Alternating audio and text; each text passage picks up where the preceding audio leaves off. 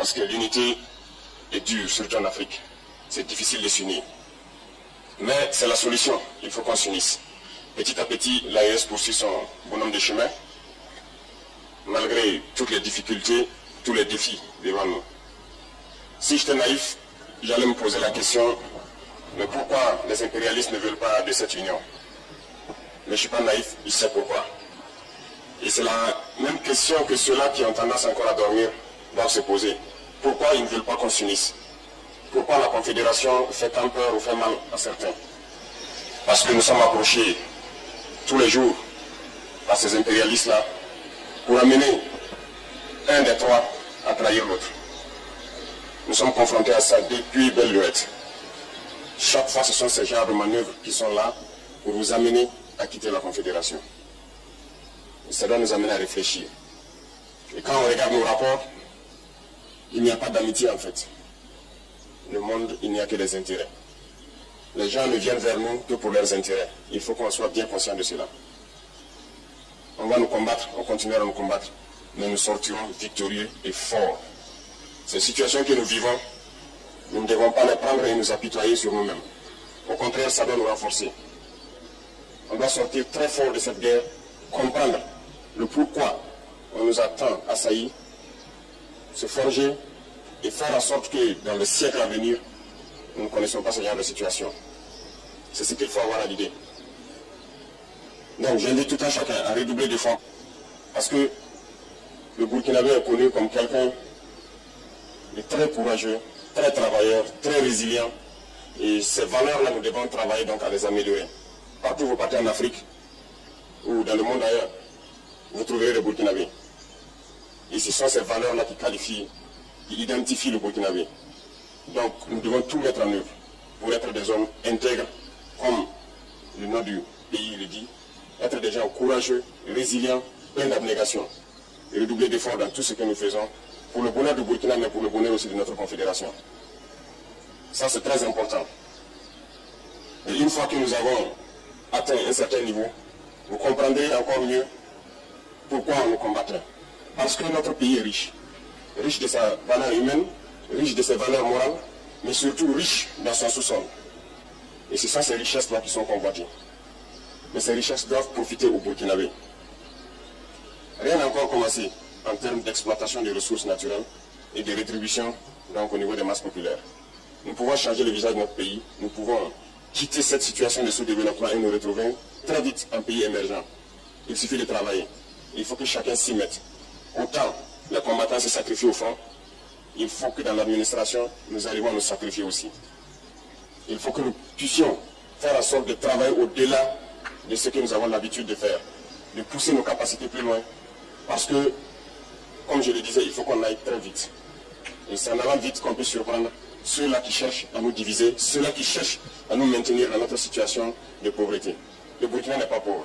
Je vous le dis, je vous le répète, on est très riche. Et c'est ça notre problème majeur. C'est pour cette richesse qu'ils ne veulent pas qu'on puisse d'abord connaître qu'on est riche et pouvoir exploiter nos richesses.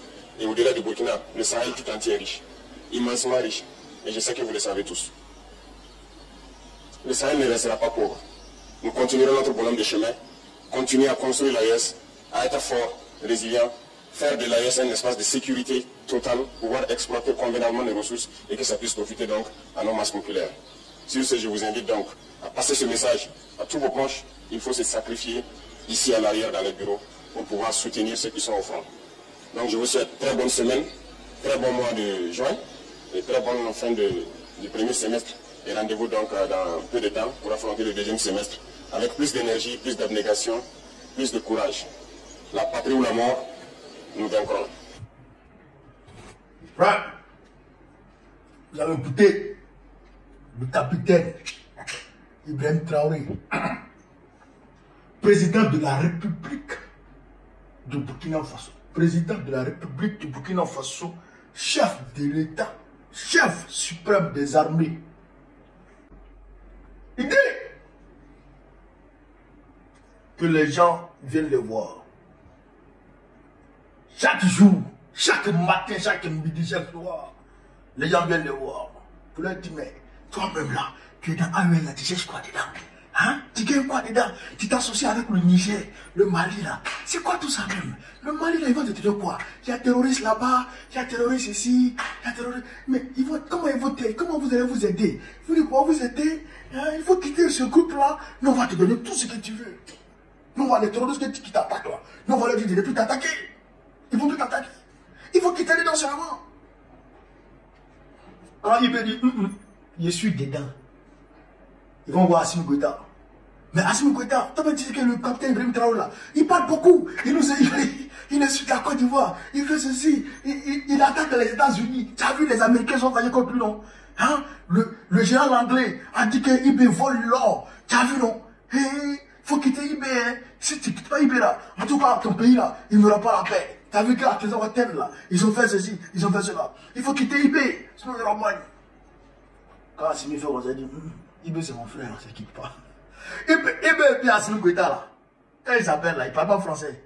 Il parle du là. Et il parle Bambara. Les deux là, ils parlent Bambara. Mais c'est ça, IB est parti à Bamako. Il a parlé Bambara. Les Maliens sont contents. Tout le monde est bon. Hein? Donc, Assimi dit, IB c'est mon frère, c'est mon jeune frère. Je ne le quitte pas. Donc, il va voir Tchani, mais là. Mais Tchani, toi, tu vois ton pays là. Tu vois que l'hélioduc là, le pétrole là, ils s'en vont au Bénin. Mais les Béninois ne vont pas accepter hein, que ton pétrole prenne la mer. Tu as vu que tu as les problèmes avec les Chinois. Hein? Il faut quitter l'AES. Tu fais quoi dedans même? Tu fais quoi dans l'AES là même? Quitte dedans. Tu sais, Ibrahim Traoré et Assimi Goïta là. Ils sont pas bien. Quand Tchani dit ils ne veulent pas, ils ne se débrouillent pas. Hein? Ils ne se débrouillent jamais. Ils vont revenir encore. Ils reviennent encore. Ils rébellotent. Ils rébellotent. Il rebellote. C'est comme ça. Et peut-être espoir. Non. Ils ont un programme. Chaque 2 semaines, chaque 2 mois, chaque 3 mois, il faut qu'ils rebellotent. Ouais. C'est comme ça. Parce qu'eux, ils n'aiment pas l'union. Ils savent que unis, on devient fort. Abraham Lincoln, président des États-Unis d'Amérique. Quand des États ont commencé à faire sécession là, il a fait la guerre. C'est quand des États ont commencé à se désolidariser de l'État fédéral. Ils ont pris leur indépendance vis-à-vis de l'État fédéral. Ils ont quitté la fédération des États de l'Amérique. Quand ils ont quitté là, Abraham Lincoln leur a fait la guerre pour les ramener dedans. Il leur a fait la guerre pour les ramener dans l'État fédéral. Non, fédéral, dans l'État fédéral. Excusez-moi, dans l'État fédéral. Pour vous dire à quel point l'union, les gens là savent l'importance de l'union. Ils ont fait la guerre, ils sont frappés des millions de morts en Amérique. Des millions de morts. Ils ont ramené tous les États sécessionnistes. Ils ont fait la guerre jusqu'à ce qu'ils soient revenus. Ils connaissent. L'Union européenne qui est là. Quand l'Angleterre voulait sortir, ils ont mis tous les bâtons dans les roues de l'Angleterre. Tous les bâtons, ils leur ont fait la misère. Il y a beaucoup de pays que vous voyez dans l'Union européenne là. Allez demander à la Grèce. Le premier ministre grec, Alexis Tsipras, s'il prononce bien, Alexis, qui voulait quitter l'Union européenne. Frère, ah non, il ne va plus répéter ça dans sa vie. Ils ont sorti les crédits comme ça. Ils disent paye nos crédits. Si Dieu sorti. Ils lui ont fait la misère. C'est-à-dire que s'ils s'amusent, la Grèce, même les Grecs ne peuvent plus manger grec. Ça serait la misère. Regardez la Roumanie. Regardez la différence entre la Roumanie et puis l'Allemagne. Au niveau économique et au niveau social. Regardez. Mais la Roumanie est dans l'Union européenne. Pourquoi? Parce qu'ils savent que l'union fait la force. Parce qu'ils savent que les pays scandinaves, tous les pays scandinaves que vous voyez qui sont dans l'Union européenne, là, c'est pas pour une question économique. Non. C'est parce que l'union, là, ça fait la force à ce niveau. Vous comprenez ça? Pour des questions géostratégiques et géopolitiques, il faut les mettre dans l'union.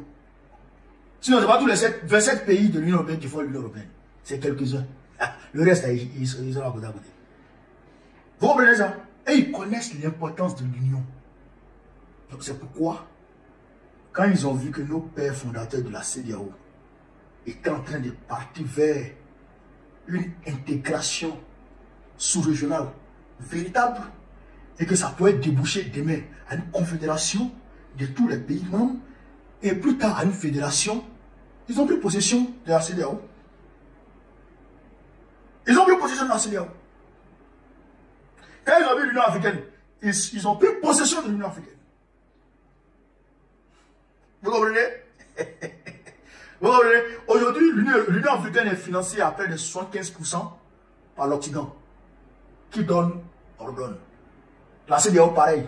Qui donne, ordonne. Donc, ils ont pris possession de nos institutions supracontinentales. Parce qu'ils savent que l'Union africaine, l'Union fait la force. Et ils ont tenté de prendre possession de l'AES. C'est pourquoi l'article 10 de l'achat de l'AES dit quoi? Le financement de l'Alliance est assuré par les contributions des États partis. Le financement de l'Alliance est assuré par les contributions des États partis. Et que personne d'autre ne peut financer l'AES. Pour ne pas que quelqu'un vienne donner son argent et puis tente d'ordonner. Vous comprenez ça? Donc, en fait, c'est un garde-fou, c'est un pare-feu clair pour dire que personne ne peut rentrer dans notre alliance. Donc, ils envoient l'argent pour dire, on va vous aider. Quand ils disent, je ne veux pas, ils disent, bon, toi, il faut que tu aies dedans, ceci, cela. Ah, la merde. Ah, c'est ça qui est la vérité. Voilà ce que je voulais vous dire sur cette vidéo. Sur ce, vive l'Afrique libre, vive le panafricanisme, vive le président panafricain, Gbagbo, président de notre prochain, Inch'Allah, on est ensemble.